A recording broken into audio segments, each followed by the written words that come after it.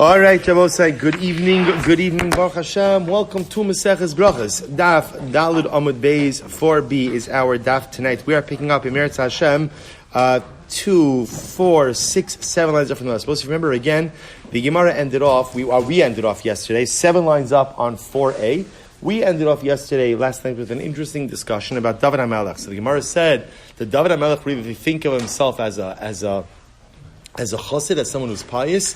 So essentially what came out was like this. David HaMelech essentially said as follows. He says, I know that HaKadosh Baruch Hu has great reward for the righteous waiting. What am I afraid of? I'm afraid of that even if right now I have attained a certain level of personal piety, Shema Yigro Machit. That was the phrase. Shema Yigro Machit. Perhaps I will end up sinning. The concept of Shema Yigro Machit represents the idea that even if, as I mentioned last night, even though a person has attained a certain level of spiritual standing, there's a recognition that in life all it takes is one mistake, one misstep, one wrong decision, and suddenly I've lost everything. I've lost the entire standing. Kid Rabbi Yaakov, Bar Idi, Dam Rabbi Yaakov, Idi, Rabbi Ksiv, V'hine anochi imach, ushmarticha b'chol asher telech. So we'll say the pasuk says by Yaakov Avinu, Hashem says to Yaakov Avinu, I will be with you, and I will guard you everywhere you go. Ksiv, Vayira Yaakov Ma'od. And then yet, when Yaakov Avinu encounters Esav, the Torah says that Yaakov Avinu was very fearful. So what is the Gemara bothered by? What's bothered by like this? Here, if HaKadosh Baruch Hu tells you that I'm going to be with you no matter what, you could take that to the bank, right? In other words, that's a pretty good guarantee. If you have that guarantee, so why do you need to be afraid when encountering Esav? And the answer is, Amar Shema Yigro Machit.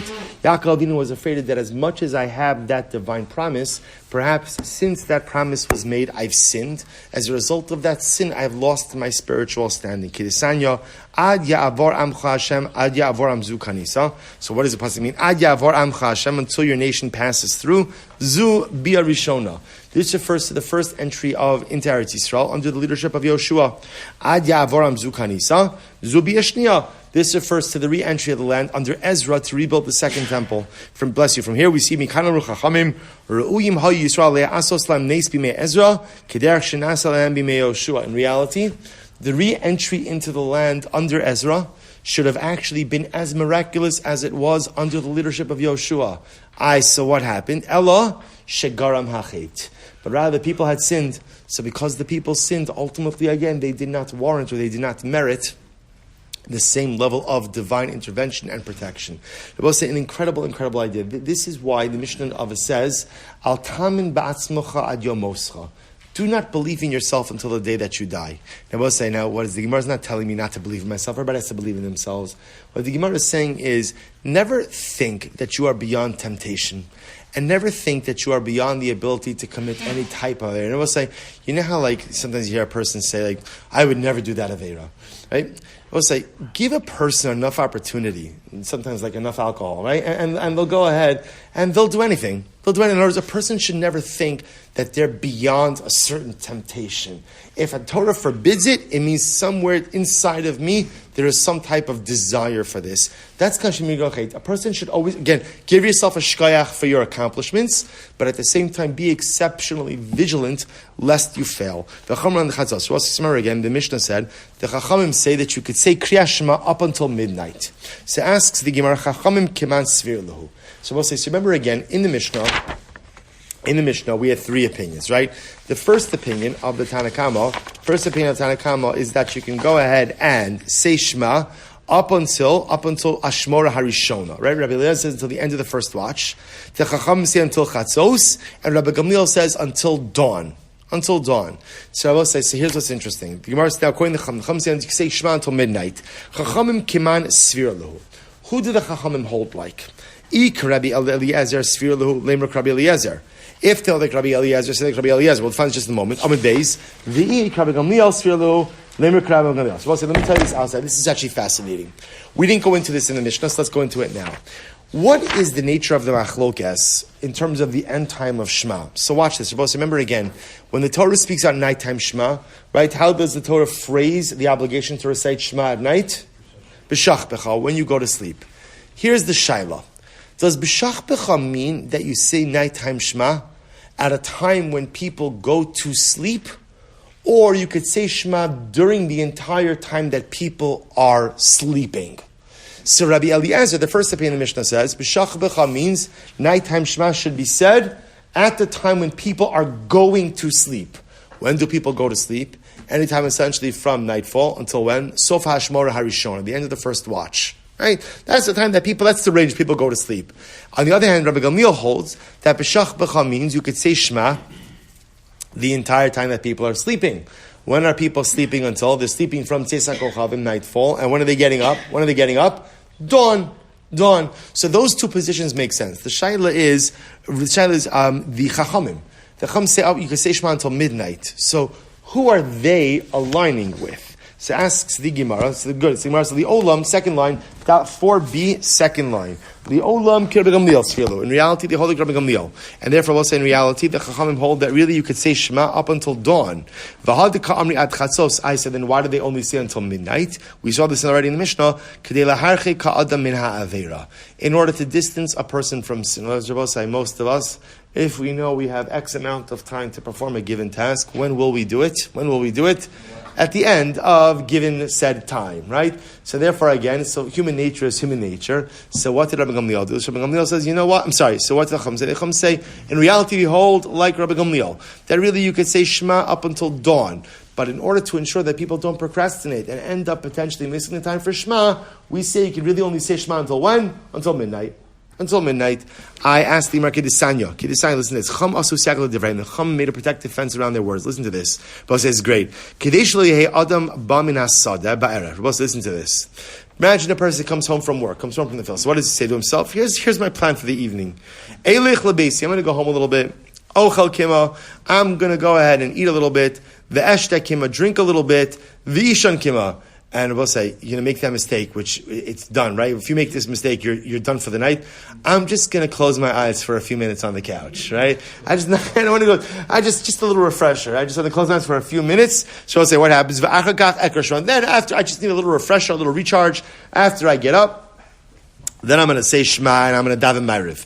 We'll say what happens. It's incredible, by the way, how certain things do not change. V'chot tfasa sheina. Amazingly enough, you don't get up from the couch. V'nimtza yashin kol halayla. And it turns out you sleep the whole night and you end up missing Ma'ariv. So what did Chazal say about Adam ba min hasada ba'erev nichnas lebeis? We'll say, what's the ideal way to come home? This is actually very beautiful. The ideal way to come home is you come home from work. Before you even go to your house, you go to shul.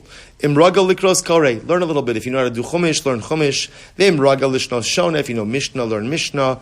And I will say, so before you even go home, learn a little bit of time in shul. Then daven ma'ariv, kore kriyas shema, umispalal, and then daven, and then go home va'ochal pito umivarech, and then go home, eat dinner, relax. But you know that, so to speak, you have taken care of your obligations. And whoever violates the words of the Chacham Chayiv Misa is liable to death. So before we get to the liable to death part, so therefore we'll say that's the logic over here, right? So the Chacham say up until Chatzos. So they don't really mean up until Chatzos. They really actually mean you can say Shema up until dawn.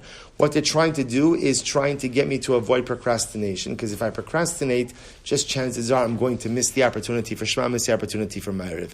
We'll say it's actually quite beautiful the way that Chazal seem to have this idea, envision our home life, right? They'll say, so the idea is when you come home from work, before you come home from work, daven, learn a little bit, and then you go home. And then what happens once you're home? You could be home. Right? Again, I just also want to point out, they're also operating from a perspective that the shuls, we're going to learn about this, were in more isolated areas. As such, you wouldn't really venture there at night. It would have been a little bit dangerous. So the idea is when you're coming back from work, there's still light, go to shul, learn a little bit, daven ma'ariv, and then go home afterwards. Incredible. So the Gemara says, so I don't understand. What's that? So anywhere else where there's a discussion about rabbinic law, the Gemara never says, and if you violate rabbinic law, you're chayim misa, you're liable to death. Yet here by Kriyas Shema, if you miss Kriyas Shema, you're liable to death. What's the pshat? To which the Gemara says, "Ibai say mishum deika one shina." But say here it's different at night. What's unique about nighttime? What's unique about nighttime is the pull of sleep. Sleep is a very hard thing to resist. So because at night when I come from work, I'm tired and I'm fighting against sleep, so Chazal had to add like some teeth to their statement. So they said, make sure you go ahead and you daven Shema before you eat, before you lay down on the couch. And if you don't, you chayiv misa. So it doesn't literally mean to say that God forbid you're chayiv misa, but they're trying to express a point that if you don't follow our advice, you're going to end up schluffing through life, or at least through the evening. The other possibility we'll say is, we're going to talk about this later on in the 4th chapter, but there's a discussion. Is Ma'ariv an obligatory tefillah or an optional tefillah? So we're going to pass, so the Gemara is going to discuss this. And again, the Gemara says we use such forceful lashon over here in order to dispel the opinion that says that Ma'ariv is optional. Okay, beautiful. Let's go weiter. Says the Gemara. So bottom line, by the way, it turns out that just to structure the Mishnah, so it turns out that in the Mishnah there are really only 2 real opinions as to the end time of Shema. Rabbi Eliezer, who holds at sof hashmora hayushon until the end of the first watch, and his logic is b'shach b'cha means the time that people go to sleep, and then really you have Rabbi Gamliel and the Chachamim who are really saying the same thing. That ideally you have up until dawn.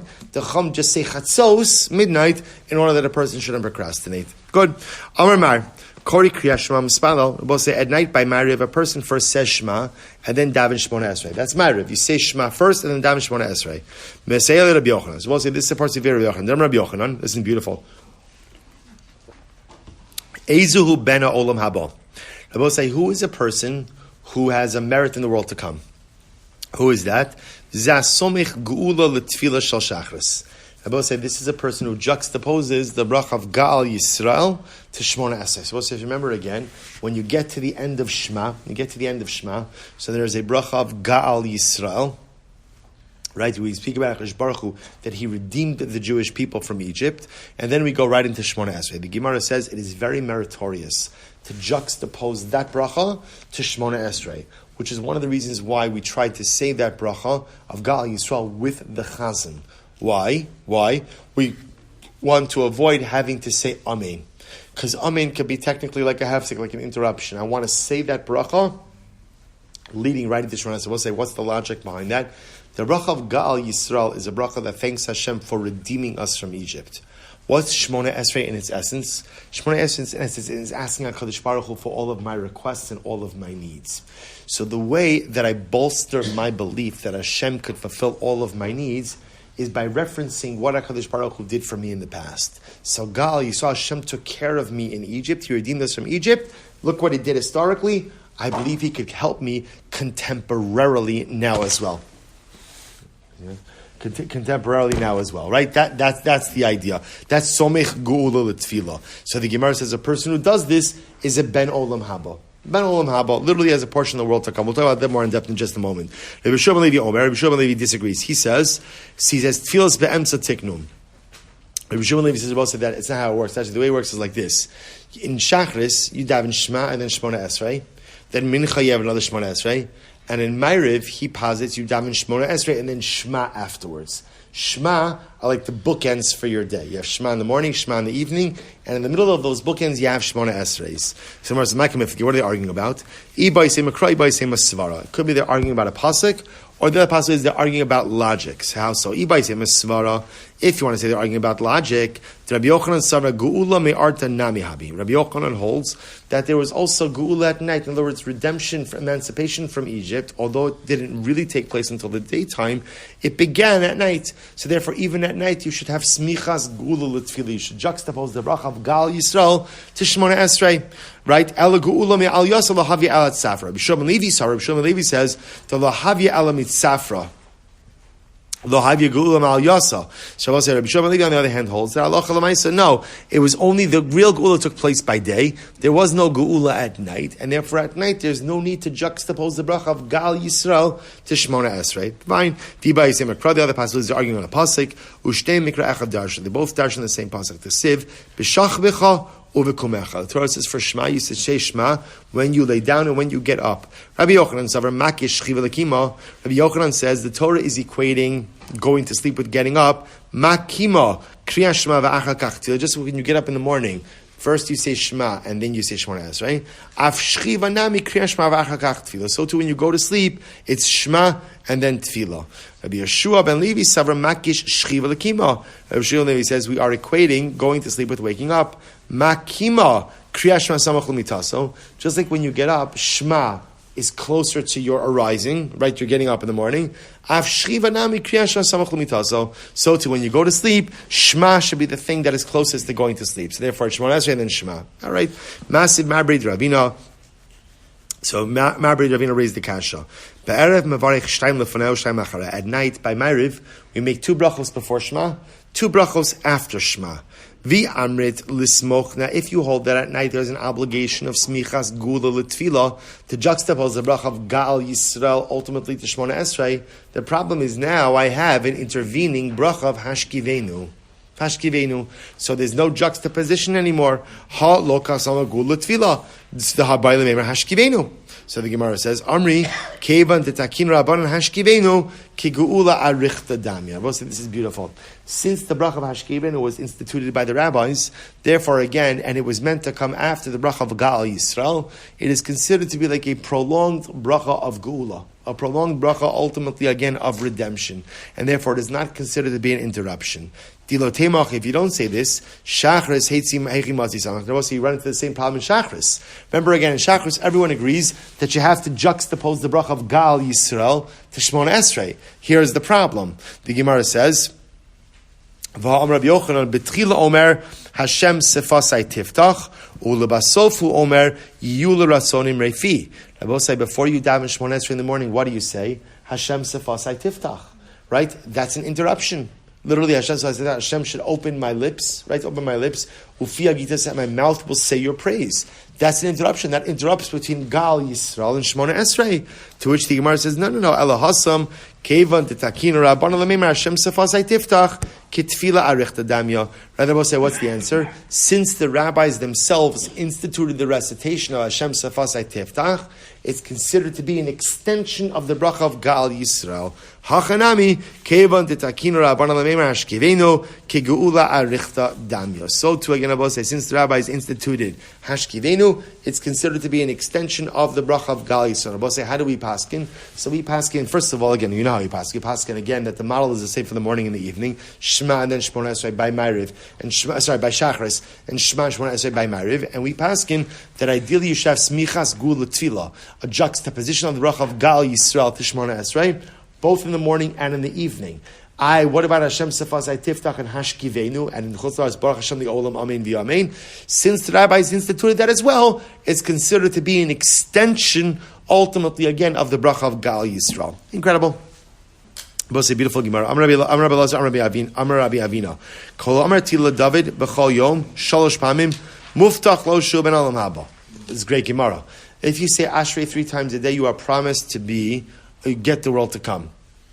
You're like, all right, done, right? So what does this mean? If you say Ashrei 3 times a day, you get olam haba. Really? That's all. You get olam haba. Ashrei 3 times a day.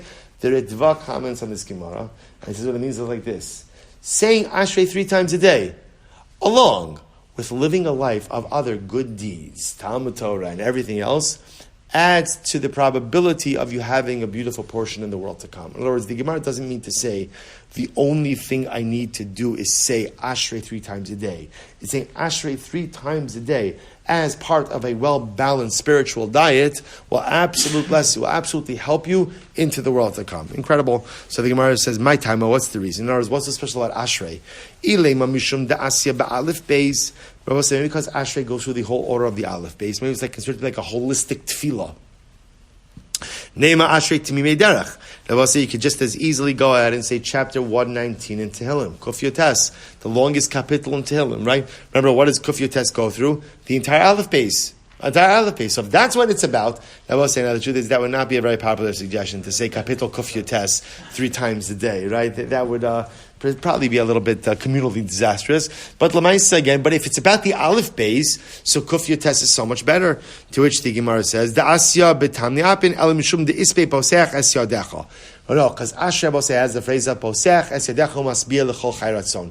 We literally say, Hashem, you open your hand, and you sustain every living creature. I will say that statement by itself is one of the most profound theological statements. It highlights the belief that HaKadosh Baruch Hu sustains everything in this world. In fact, again, there's a beautiful custom that's brought down that when you say Poseach es yadecha, one is supposed to open their hands. Poseach es yadecha must be to give physical form that Hashem sustains everything. Maybe, again, I will say, think about it, if you go through life with that belief, it fundamentally shapes everything. So maybe that's the reason Ashrei is so important. Well, if that's the case, Neima halal hagadol t'chsiv bei no sein lechem l'chol basar. I will say, if that's the case, then say Tehillim 136. 136 has that same phrase, no sein lechem l'chol basar. Hashem gives food to every living thing.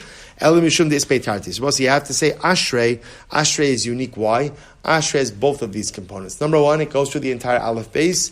Number two, it has the pasuk of Poseach es yadecha. Therefore, if a person goes ahead and says Ashrei 3 times a day, in addition to doing other good things, that is a ticket to Olam Haba.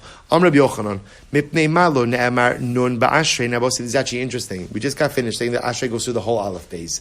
Only one problem with that, which is, it doesn't. It's missing the letter Nun. It's missing the letter Nun. Right? Malchus, Malchus, and then again, it's Somech Hashem L'chal Anoflim. There's no Nun.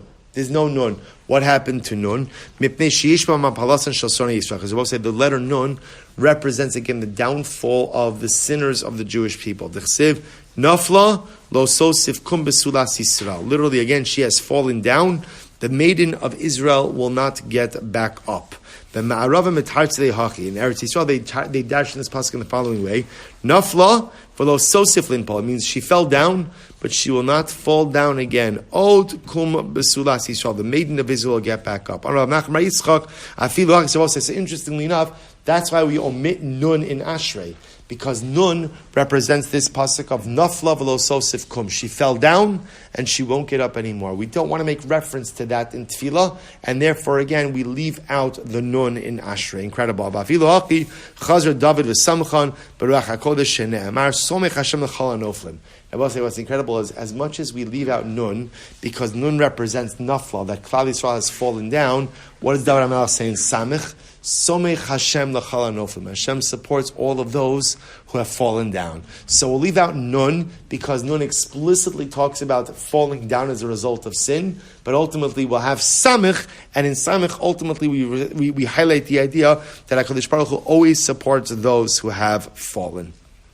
All right, but you know what? We'll stop over. Actually, let's do one more line. Amar Elazar Ravina, Gadol Mashnemar b'Michal, Yosir Mashnemar b'Gavriel. So we'll say ultimate. Actually, you know what? We'll stop over here for tonight. We'll pick up Emirat Hashem with this at the 2 dots tomorrow. And we'll say Shkoyach. Beautiful Gemara. Beautiful Gemara.